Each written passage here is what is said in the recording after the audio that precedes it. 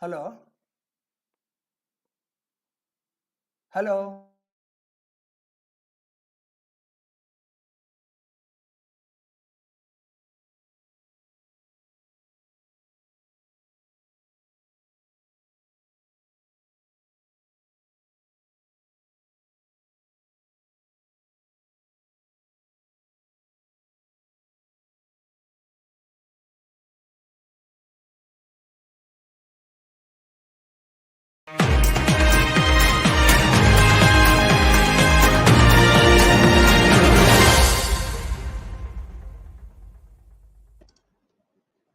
Good afternoon, everybody. I'm Prathik Desai welcoming you to the Union Budget 2022 discussion.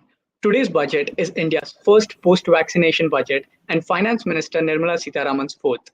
We've had two waves, one deadly and another milder one, between the last budget and this one. And hence, this budget is aimed at helping the Indian economy stage a world-beating recovery from the pandemic and bounce back to business. We're lucky to have a well-rounded panel with us today with representatives from the world of economics, personal finance, taxation, and India Inc.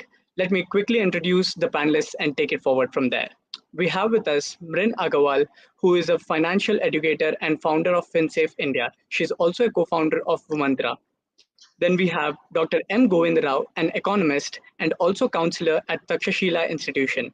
Also joining with us is Himanshu Parekh, partner tax KPMG in India, and lastly, Kamal Bali, a former chairman of CII Karnataka and president and managing director, Volvo Group India. Welcome to all of you. Let's jump to the questions quickly. So before we start off, let's hear from each one of you telling us your quick impressions about the budget before we jump to specifics. Can we start with Dr. Rao? Dr. Rao, you'll have to mute yourself. Yeah. Should I mute? Yes. Thank you, Pratik. Well, this is one of those budgets, I have always been criticizing all the budgets, but then this is one of those budgets which I think is on the right direction. Number one, it's quite realistic. The estimates do not look exaggerated. Number two, there is an emphasis, as we all wanted it, emphasis on growth and employment generation, because much of the growth has to come from the increase in capital expenditure. In fact, as a percentage of GDP, almost 2.9% of GDP capital expenditure is possibly at a record level. And most of the increase in capital expenditure, including 1 trillion additional money that is going to be given to the states as a loan for improving the multimodal infrastructure related issues, and the additional money that is given to the provision of water supply to households, as well as affordable housing schemes. Most of these are employment generating sectors, and therefore this is, I think it will help greatly in accelerating the recovery process. Not only that, the finance minister has kept a leash on the deficits. In fact, all the three deficits, revenue, fiscal, as well as primary deficits, are scheduled to come down.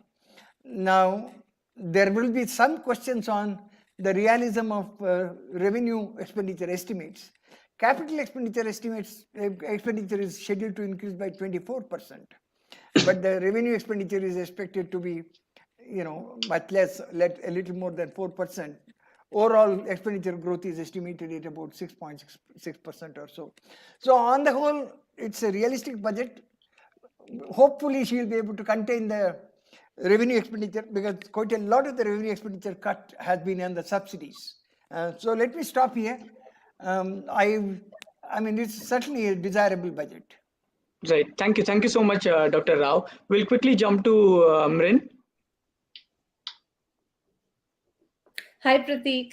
Hi. I think I'm going to comment more from a personal finance perspective, and I think it's a good budget for the individuals, basically, because firstly, there are not too many changes as far as taxation is concerned.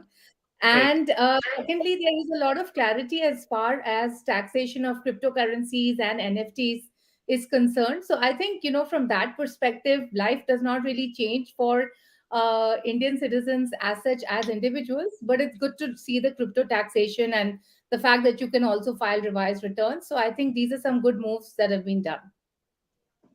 Thank you so much. Can we hear from Mr. Parekh? Yeah, so the way I look at it is it's quite an inclusive and a growth-oriented budget. There's something in it for every sector. You talk about education, you talk about startups, you talk about infrastructure, exports, telecom. There's everything in it for every sector. If I talk about some of the important tax announcements, tax proposals, the extension of deadline for startups to be entitled to tax holiday, that's a welcome measure. The extension of deadline for newly set up manufacturing companies for being eligible for a concessional rate of tax, that's a welcome provision. A host of other welcome provisions in the budget. Happy to talk about it in due course. Sure. Thank you so much, Mr. Parekh. Mr. Bali? Mr. Bali, are you there? Yeah. Thank you, Pratik, for having me here. Pratik, very quick comments. I think a very progressive, thoughtful, I would say imaginative and growth-oriented budget. And as Mr. Parekh said, it touches all socio-economic segments while embracing technology and modern tools of governance. I think that's one big thing. I'm very delighted with the capex, the highest ever capex which we have seen in our history of more than $100 billion, which is up about 34% over last year, which is aimed at creating and improving our logistics infrastructure. And I think this means a lot because logistics will help solve the supply side challenges and curb structural inflationary challenges. And on the second point, which a big takeaway for me is public transport, urban infrastructure push, as well as the interoperable battery swapping policy, which this budget has aimed at, are big positives. I'll come back. I'll stop here then. Right. Thank you so much. So we'll go back to Dr. Rao. Just to understand, you did speak about the fiscal, deficit and all that. But do you think Sitharaman did a good job of balancing the need to boost an economy in such times, vis-a-vis, maintaining the fiscal discipline? I think so, because if you look at the targets fixed by the 15th Finance Commission, under a slow recovery, she should have brought it down to 5.5%. Correct. But that would have really been would have led to a lot of problems, because the monetary policy can no longer do the lifting. Much of the lifting has to come from heavy lifting has to come from fiscal policy. So in that environment, I don't think one should really focus so much on the deficit, though I am considered the procurement to of be a wheat hog. in Rabi 21-22 and the estimated procurement of paddy in Kharif. Just a second. Yes, sir, you can continue. Sorry for that. So obviously, she has given more focus on growth, and that's very important in the present juncture, because you see that most of the leading economies are tightening their liquidity. The interest rates are scheduled to go up, right. And in this environment, there could be capital flight, and there will be pressure on interest rates from the monetary policy side here as well. And therefore, I think fiscal policy has to do the heavy lifting, and that's what she has tried to do. On the issue of tax policy, the stability that has been mentioned, I think it's an important thing to have stability. But I would also like to say that, look, as an economist working on tax policy, I would always say that broaden the base, reduce the rate differentiation. I think what she has done last time, from 4 brackets to go over to 7 brackets and giving this option of if you take incentives, you don't get it, if you don't. I think this should have been stopped and the incentives should have been removed, and then in fact you should have brought it down to 3, sort of 4 rate structure. I mean, that would have been a good thing to do. Simplification. And I mean, when you have too many incentives given through the tax policy, you create a huge problem because you complicate the tax structure, create problems for compliance, and so on and so forth. I leave it here. All right. Thank you so much, Dr. Rao. Because we are speaking about tax from a macro perspective, let's also try and understand from the micro perspective. Looking at the taxpayer from Ms. Agarwal, what do you think the budget did enough to address the concerns of an average taxpayer? There was not a lot out there for an individual average taxpayer, but what do you think about that?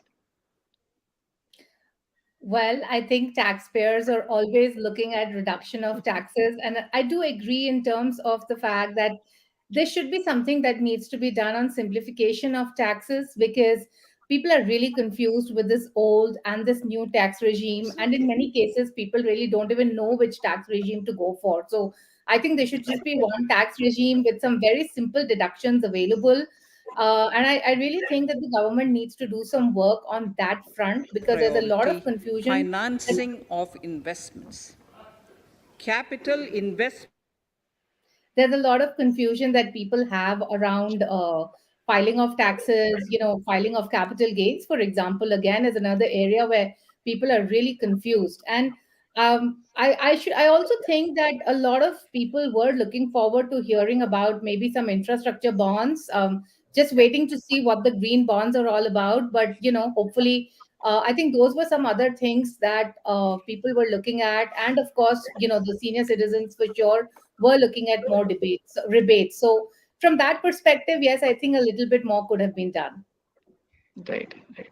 Also, let's hear from Mr. Parekh from a corporate perspective. What do you think? It turned out for the corporate sector. I think quite a few welcome announcements as far as corporates are concerned. So first and foremost, we had this concessional tax regime for newly set up manufacturing companies, which offers them a concessional tax rate of 15%. Now that benefit is available only if the manufacturing operations commence latest by 31st March 2023. There's a lot of representation from several industry forums to the government to extend that deadline. And while the expectation was that the deadline should be extended at least by 2 years, in this budget, the finance minister has extended the deadline by 1 year to 31st March 2024. So that's a welcome announcement on her part, I would think so. The second is in the context of startups. As I said, startups are entitled to a 3-year tax holiday, provided they qualify for the tax holiday subject to fulfillment of certain conditions. And one of the conditions being that the startup operation needs to commence latest by 31st March 22. So that deadline has been extended by 1 year, which is a welcome provision. The one other thing I would like to talk about is in the context of tax litigation. Today in India, we have lakhs of cases which are embroiled in litigation across appellate forums and before courts. 2 years back, the government had done a wonderful thing to come up with a tax dispute resolution scheme known as Vivad Se Vishwas scheme, which significantly brought down litigation which had arisen in the past. And again, there were representations with the government to say that if something can be done so that going forward litigation does not arise, or something can be done to curb litigation going forward. In that context, an important announcement has been made by the FM to say that wherever a taxpayer has succeeded in a lower appellate forum on a particular issue, if an identical issue is pending before the court in somebody else's case, then the revenue will not challenge my case before the High Court or the appellate authority unless the High Court adjudicates on that issue in the other case. So that's a very, very welcome provision.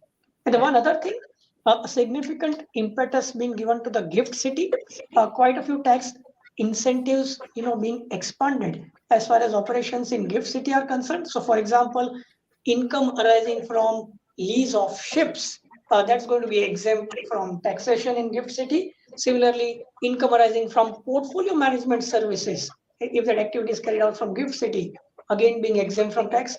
So a host of good announcements as far as corporates are concerned. Right. Thank you. Thank you so much. In fact, there was also talking about incentives. There was also, we saw a move towards boosting the credit availability with the ECLGS credit guarantee scheme, right? So, quickly want to hear from the industry perspective, Mr. Bali. Do you think the government did enough to boost the credit availability with this credit guarantee scheme for MSMEs?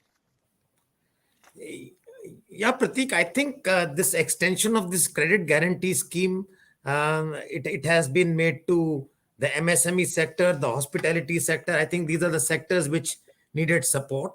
So I think it's a welcome step. And I think in addition to this, a lot of other facilities for MSME, especially in the manufacturing sector, like schemes like Samarth, where MSMEs can actually have a glide path on moving towards industry 4.0 or high technology tools which can be centrally provided and they can be trained towards that.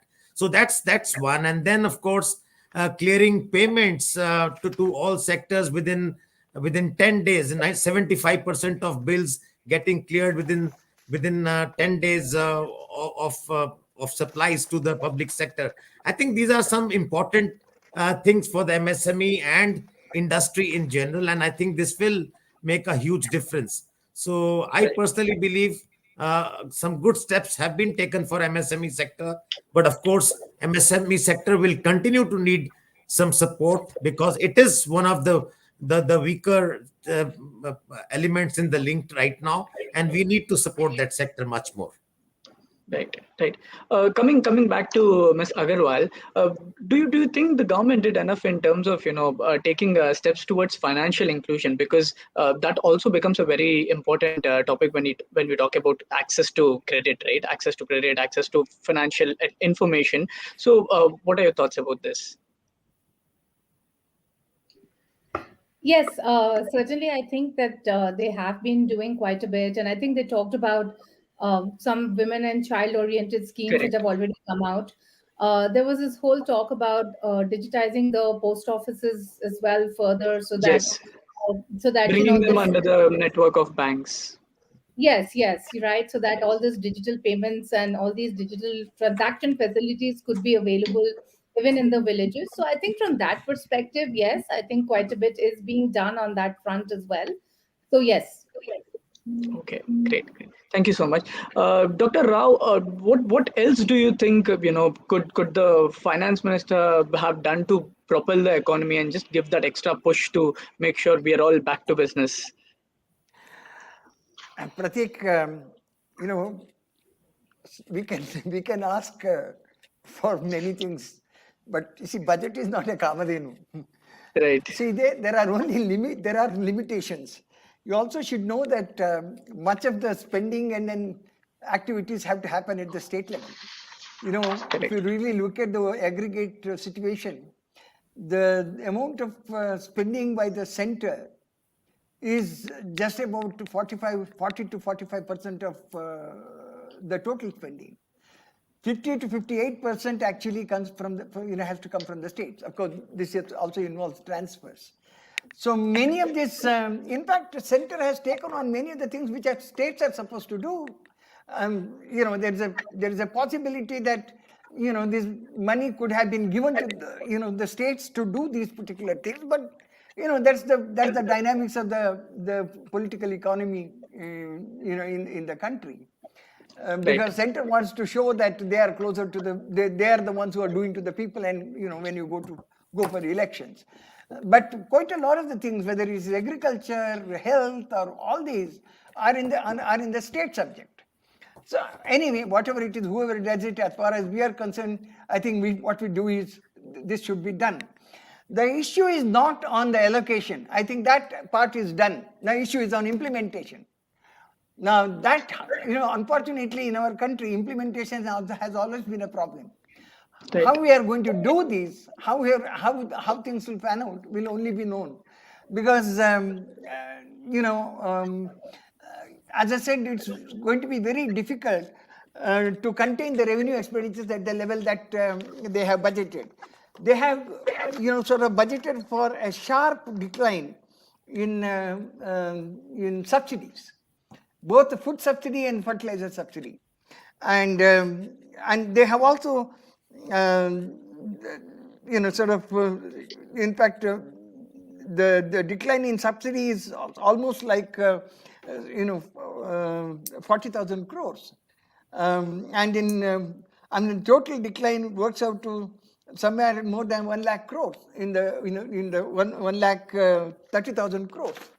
Now, so that, are we really going to do that? Will the political economy allow you to do that? And that's something which has to be seen. And how it's going to impact, and again, this money that is given to various infrastructure sectors, how are they going to implement it? Do they have the capacity to implement it? These are the issues that come to the fore. I think implementation thing is something which needs to be looked at. Right. Thank you so much, Dr. Rao. Mr. Parekh, there was also a little bit around the long-term capital gains, the surcharge being capped at 15% for unlisted assets, which was initially graded, and it also went all the way up to about 30% on certain assets, right? So what do you think about this move? I think that's a very welcome provision again. We had different ranges of surcharges applicable to different types of capital assets, and to bring parity amongst all of the capital assets and have a uniform surcharge, I think it's a very welcome measure. But the one thing I wanted to comment on, and if the FM could have done something better for the three sectors which have been impacted the most as a result of the COVID situation, which is the housing sector, the hospitality sector, and the aviation sector. So there were a lot of expectations as far as all these three sectors are concerned to get some tax relief. So, for example, as far as the housing sector is concerned, especially on the personal tax front, there was an expectation that the deduction of interest on housing loans that ought to be increased from 2 lakh rupees to 5 lakh rupees. So no announcement on that front, unfortunately. Similarly, we have a tax incentive available on the affordable housing scheme.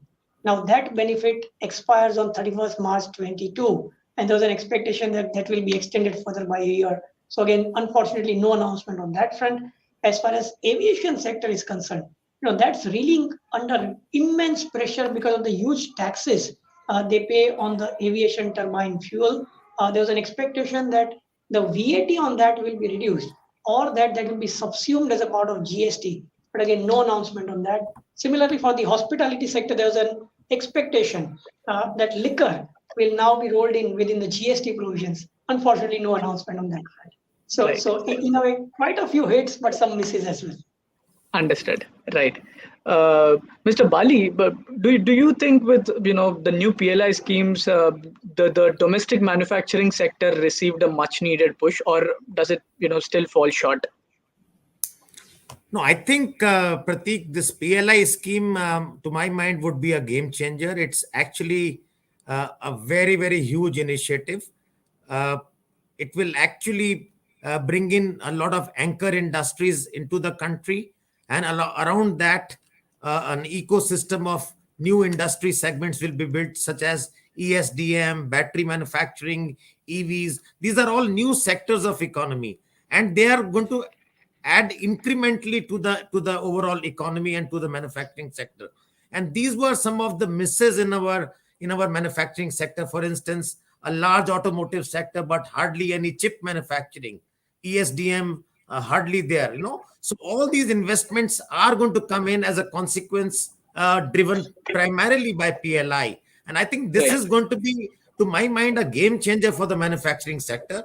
And once that happens, it has a multiplier effect. So PLI, to my mind, is a very bold scheme, but it is a double-edged sword.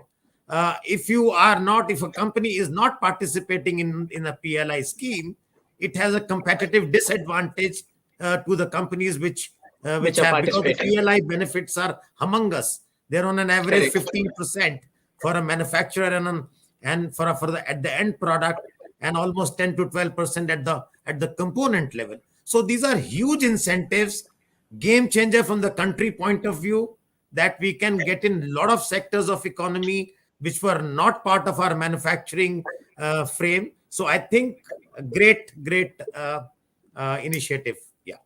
Right. Thank you so much. Just one last question to conclude. I would like to ask all of you, what would be your one big takeaway and one missed opportunity from this budget? I know, Mr. Parekh, you'd already mentioned some of them, but beyond that, how about we start with you, Dr. Rao? Well, I have a couple of things to say. One is PLA is fine. You need to, at least, those sectors where you have not had much of an initiative, you can do it. But then, since 2017, we have been increasing protectionism. I think that particular trend has continued. I think we've got to reverse it if you really want to be competitive. That's one. The second thing is, when you're talking about the long-term capital gains, I think the ideal thing would be to abolish the securities transaction tax and treat all, the capital gains from both bonds and equities on the same footing. And that has to be the way you should go about. On this, I think we have not made any progress. And what would be your one biggest takeaway? The takeaway is basically the increase in capital expenditure, and in particularly in labor-intensive sectors. Right. Thank you so much, Dr. Rao. Ms. Agarwal? Yeah. You're on mute. Sorry about that. Yeah, I think the takeaway was certainly clarity on the digital assets taxation. I think it would have been also nice to hear a bit more on the regulation of the same, because we have crores and crores of Indians who are investing into these assets without really knowing where they're investing or understanding what are the risks involved in these assets. So I think that could have been clarified. Overall, I think it's a good growth-oriented budget, but the one big miss to my mind is that the NPS contribution, which has been allowed to 14% for state government employees, should have been allowed to the corporate employees as well. They also need to save for retirement. Right. Yes. Right. I agree. Yes, Mr. Parekh. I would say the significant impetus to infrastructure in terms of the huge capex outlay thereon. I think that's a big takeaway for me, a big positive takeaway for me. And at the same time, maintaining the the fiscal deficit discipline on that. Right. Any one biggest miss you would like to point out again? Again, I mean, the misses vis-a-vis the real estate sector, the aviation sector, as well as the hospitality. I wish something more was done for them. All right. Thank you so much. Mr. Bali? Yeah, Pratik, I think takeaway, as other colleagues have pointed out, I think the big takeaway is the huge investment on capex for both physical and social infrastructure. I think that's a big one.